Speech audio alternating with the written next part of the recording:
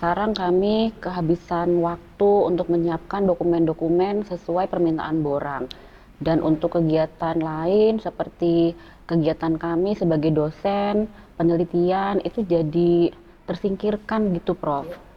Evaluasi ini adalah bagian dari suatu sistem penjaminan mutu. Mendapat informasi yang jelas, Betul. di mana dia berperan dalam akreditasi itu, Iya. dan akhirnya semua kemudian akan bergerak bersama-sama.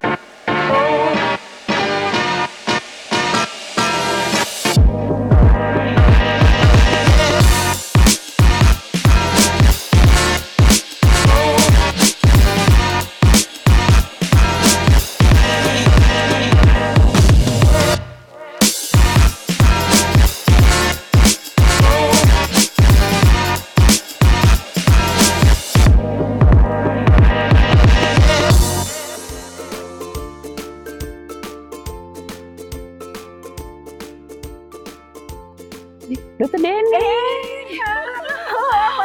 Baik, Dok. Iya.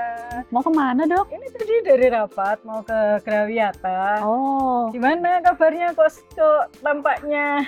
iya Dok. Ini kan Gimana? kita baru selesai kan, Dok, akreditasinya. Alhamdulillah sudah selesai. Alhamdulillah. Terus gimana nih pengalamannya? Terus terang ya Dok, kemarin tuh kayaknya kok, waduh itu banyak banget Dok yang harus kami kerjakan sebagai tim borang. Apalagi saya juga sedang sekolah.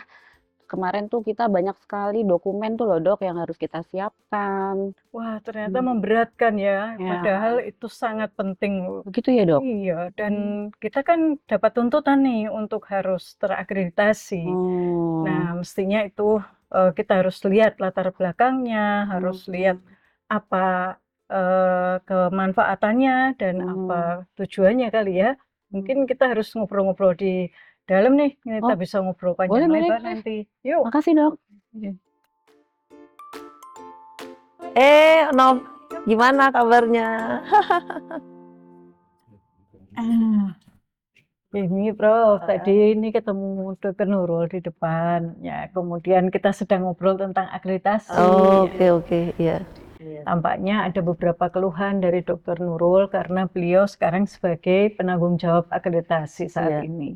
Mungkin Dokter Nurul bisa cerita nih, curhat sama Prof Titi. Oh, iya, terima kasih Dokter Denny. Iya betul Prof, ini kami sebagai pengelola persiapan akreditasi, terus terang kami terasa berat sekali Prof. Sekarang kami kehabisan waktu untuk menyiapkan dokumen-dokumen sesuai permintaan borang. Dan untuk kegiatan lain seperti kegiatan kami sebagai dosen, penelitian itu jadi tersingkirkan gitu Prof. Iya, baik. Jadi mungkin saya jelaskan dulu ya tentang akreditasi. Jadi akreditasi itu adalah intinya suatu evaluasi terhadap program studi atau institusi. Nah, ketika kita mengevaluasi, memang kita mengumpulkan data-data informasi dalam rangka dijadikan dasar untuk membuat judgement atau keputusan apakah program studi itu layak apa tidak, diteruskan apa tidak gitu. Dan evaluasi ini adalah bagian dari suatu sistem penjaminan mutu. Kalau kita tahu sistem penjaminan mutu itu ada yang internal dan eksternal dan semuanya memiliki siklus PDCA ya, plan do check act ya. Kalau di kita itu kan PPEPP ya, perencanaan atau penetapan, lalu pelaksanaan, evaluasi, pengendalian dan peningkatan ya. Nah, PPEPP ini adalah suatu sistem penjaminan mutu dan kita tahu ada dua macam, yang sistem penjaminan mutu internal itu dilakukan oleh institusi itu sendiri atau prodi itu sendiri, dan sistem penjaminan mutu eksternal yang dilakukan oleh pihak di luar institusi, biasanya adalah lembaga akreditasi atau lembaga penjaminan mutu nasional gitu. Nah, akreditasi itu didasarkan pada SPMI sebetulnya. Jadi kalau SPMI kita bagus, artinya siklus itu berjalan secara rutin, sebetulnya kita tidak akan terlalu terbebani cukup banyak gitu pada waktu akan akreditasi. Kan akreditasi kan 5 tahun sekali. Iya. Jadi kalau setiap tahun kita sudah melakukan evaluasi, peningkatan, lalu kita rencanakan lagi, evaluasi lagi, itu otomatis data-data sudah terkumpul gitu. Dan memang yang menjadi berat adalah biasanya persiapan untuk akreditasi baru dilakukan menjelang apa namanya akan melakukan reakreditasi gitu ya. Itu baru kemudian data-data dikumpulkan. Padahal kalau SPMI-nya jalan secara rutin, sebetulnya secara otomatis data-data itu memang sudah terkumpul begitu.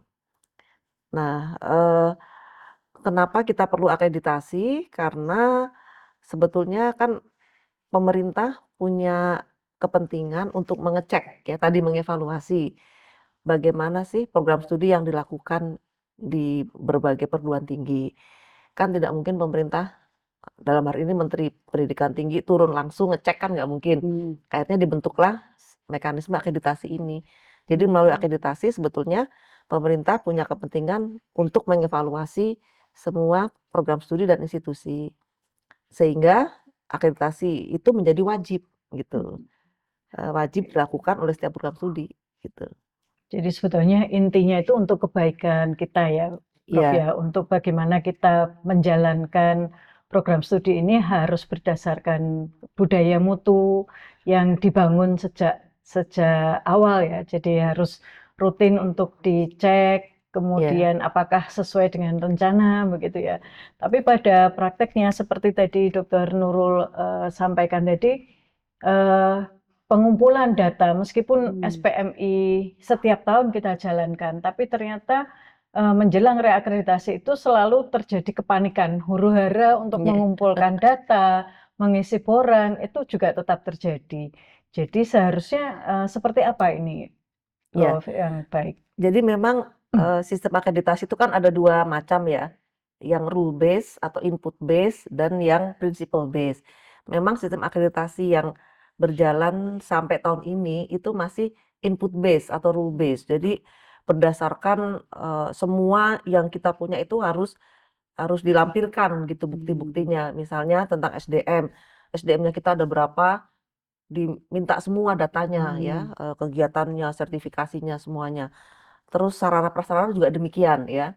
Nah, ke depan dengan adanya Permendikbud 53 tahun 2023 sebetulnya LAMPTK sendiri sudah akan berubah menuju ke arah principle based akreditasi gitu. Jadi yang penting adalah berdasarkan prinsip, bukan lagi data-data itu menjadi yang utama, walaupun tetap diperlukan data sebagai bukti itu sifatnya mendukung gitu. Nah, principle based akreditasi itu intinya adalah bahwa dalam menjalankan program studi itu UPPS ya atau unit pengelola program studi punya atau didasarkan pada suatu prinsip atau norma yang yang diyakini baik ya, benar, kemudian secara konsekuen menerapkan itu gitu ya. Misalnya contohnya di prodi kita misalnya menyelenggarakan kurikulum berbasis outcome atau capaian pembelajaran, outcome based kurikulum. Nah, ini suatu suatu prinsipal ya, outcome based education. Nah, mestinya ini dilakukan secara konsekuen, diturunkan apa sih outcome based education itu atau outcome based kurikulum, lalu bagaimana sih sebetulnya pelaksanaannya yang ideal sesuai dengan konsep, kemudian bagaimana asesmennya. Nah, ini seharusnya dilakukan secara konsekuen atau secara sesuai dengan prinsipnya. Jadi ke depan yang dilihat adalah itu gitu. Bagaimana prodi menyelenggarakan program studi itu sesuai dengan prinsip-prinsip yang diadop sendiri gitu. Berarti artinya memang akreditasi ini nanti akan memicu kita untuk selalu menjalankan prodi itu sesuai dengan apa yang direncanakan, Iya, sesuai dengan aturan yang berlaku, iya, kemudian akan jadi perbaikan berkelanjutan mestinya begitu ya. Cuma bagaimana dengan teman-teman dosen muda ini yang memang iya, karena kebetulan dosen muda tugasnya mereka adalah untuk mencari data, mengumpulkan data yang sebetulnya semua sudah dikerjakan, hanya memang mungkin prodi itu tidak membuat itu menjadi suatu dokumen yang kemudian mudah untuk iya. dievaluasi gitu. Jadi sebetulnya kalau kita berbicara SPMI ya, karena kan akreditasi didasarkan pada SPMI yang ada. Siapa sih sebetulnya yang bertanggung jawab terhadap SPMI? Sebetulnya semua sivitas akademika itu ikut bertanggung jawab terhadap SPMI, bukan hanya dosen muda atau bukan hanya unit jaminan mutunya. Biasanya kan yang dipasrahi pekerjaan tuh kan yang Yang unit muda-muda. penjaminan mutunya ya, yang muda-muda. Padahal sebetulnya SPMI itu melekat semua pihak terlibat karena yang harus berjalan sesuai dengan PPI-PP tadi itu adalah ya semua kriteria kan, mulai dari tata kelolanya, kemudian mulai dari mahasiswanya ya, sistem rekrutmennya, kemudian pelayanan mahasiswanya, dosennya, bagaimana manajemen dosen, tenaga kependidikan, sampai ke sarana prasarana. Jadi semua aspek dalam penyelenggaraan prodi itu harus berjalan sesuai dengan prinsip PPI-PP tadi. Harus direncanakan dengan baik, kemudian ada prosedur yang jelas, lalu dilaksanakan, setelah dilaksanakan dievaluasi tadi, apakah sudah sesuai dengan prosedurnya atau apakah sudah sesuai dengan yang seharusnya dan bagaimana hasilnya gitu ya. Apakah memang hasilnya sudah menunjukkan sesuai dengan target-target yang ditetapkan. Kalau belum, lalu di mana ini akar masalahnya, kemudian di mana hambatannya, lalu harus ada upaya peningkatan gitu. Jadi kalau siklus PPEPP atau PDCA ini berjalan, otomatis setiap saat kita akan mengalami peningkatan gitu. Nah memang yang melaksanakan siklus ini ya semua pihak sebetulnya, dari yang paling atas sampai yang di bawah, yang di lapangan juga semuanya terlibat, nggak hanya beberapa tim atau nggak hanya tim akreditasi saja yang kebanyakan dosen muda gitu. Iya. Berarti artinya seharusnya ini menjadi tanggung jawab seluruh Iya, sivitas ya. Jadi betul. bukan hanya biasanya sih kita kan Iya. bikin tim. Jadi Mm-mm. yang tanggung jawab, yang tahu kondisi, tahu apa Mm-mm. yang harus diperbaiki, apa yang harus dilaporkan kan tim ini. Iya, Berarti kan kalau itu menjadi tanggung jawab semua, mestinya semua dosen itu harus mendapat informasi yang jelas, betul. di mana dia berperan dalam akreditasi Iya, itu, dan akhirnya semua kemudian akan bergerak bersama-sama mestinya gitu ya, iya, Bu Tuti betul ya. sekali. Jadi memang SPMI ini semua dosen, semua tenaga kependidikan, semua mahasiswa perlu tahu juga tentang SPMI. Jadi SPMI bukan hanya tugas atau urusannya unit jaminan mutu atau tugasnya auditor mutu internal, bukan, tapi semua pihak akan terlibat gitu. Berarti Mm-mm. sebetulnya dari awal sudah mulai ya, Prof? Iya, Nggak pas mau akreditasi aja, enggak, kita nah, baru mengumpulkan semua sesuai borang gitu ya. Ya, tuh. iya, Dan kebetulan borangnya juga beda-beda kan, iya, antara SPMI, antara beda lagi. akreditasi yang lain, beda lagi. Akhirnya itu menjadi semacam beban kan, beban Iya, bagi pengelola prodi dan juga teman-teman yang ada iya, di tim ini untuk menyesuaikan dengan iya, permintaan. Nah, iya, betul. Jadi sebetulnya ke depan itu sekarang kan di setiap prodi atau institusi kan sudah punya sistem online yang bagus ya, kayak data-data dosen. Kan sudah ada sister atau simaster. Jadi asesor mungkin bisa langsung akses ke situ ya, nggak perlu lagi betul, mindah ya. data, Setuju dibuat sekali. listnya, dosennya 500, dibuat list dosen sekian Betul, banyak. iya. Itu memang sangat effort yang luar biasa. Ya insya Allah ke depan mudah-mudahan tidak perlu lagi seperti itu. Kayaknya mulai 1 Januari 2025 akan ada sistem yang baru gitu, yang Alhamdulillah. lebih dengan pendekatan kualitatif Ya. gitu. Dan mungkin yang perlu juga sebetulnya yang diperlukan oleh prodi itu masukannya sebetulnya ya, Iya, Prof Titi. Jadi bagaimana masukan tadi untuk kemudian bisa menjadi bagian dari siklus PDCA prodi iya, untuk diperbaiki berikutnya. betul. Hanya kadang-kadang cara memberikan masukannya itu Iya, berbeda. Ada yang memberikan masukan hanya berdasarkan dokumen. Karena dokumen ini kan jadi yang dikumpulkannya tergesa-gesa, dikumpulkannya tidak lengkap. Atau kalau yang mungkin yang principle based tadi ya, Prof Titi, yang iya, kemudian memang dia memberikan masukannya berdasarkan kekurangan, prinsipnya apa, bukan berdasarkan dari dokumen yang disajikan. Mungkin iya, seperti itu ya, Prof Titi iya, ya. betul. Jadi sebetulnya asesor itu mengidentifikasi gap ya. Kan setiap prodi pasti punya visi, misi, tujuan kan, target-target yang mau dicapai ya, dan kita akan melihat biasanya asesor itu ada gap di mana. Nah, gap inilah yang kemudian menjadi dasar untuk memberikan rekomendasi untuk peningkatan. Dan nanti ini akan dicek lagi pada waktu surveillance ya, pada waktu Monef monitoring, ya. pada waktu monitoring evaluasi apakah sudah dilakukan apa belum gitu.